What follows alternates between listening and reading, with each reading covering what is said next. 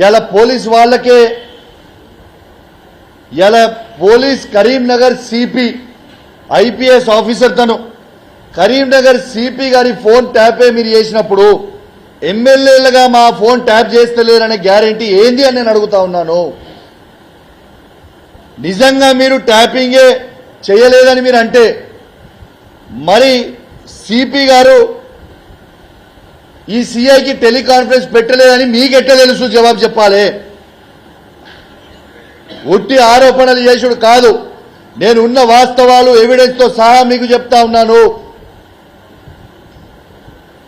ఇవాళ పోలీస్ యంత్రాంగం అంటేనే ఒక సెక్యూరిటీ వింగ్. మన కరీంనగర్ జిల్లాలో ప్రజల సేఫ్టీ చూసుకునే వింగ్.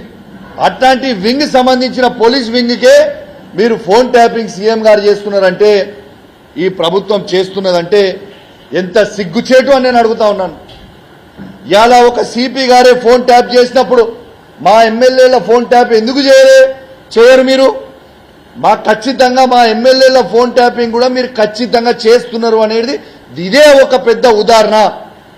నాకు ఎప్పటి నుంచో డౌట్ ఉన్నది, వీళ్ళు మా ఫోన్లు ట్యాప్ చేస్తా ఉన్నారని. నిన్న స్వయంగా అధికార పార్టీ ఎమ్మెల్యే గారు మాట్లాడిన తర్వాత ఇక కన్ఫర్మ్ అయిపోయింది వీళ్ళు ఫోన్ ట్యాప్ చేస్తున్నారని.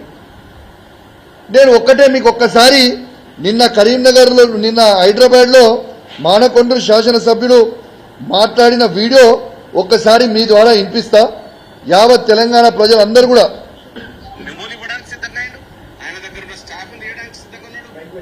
కాన్ఫరెన్స్ కాల్లో మాట్లాడట్లేదు అంటే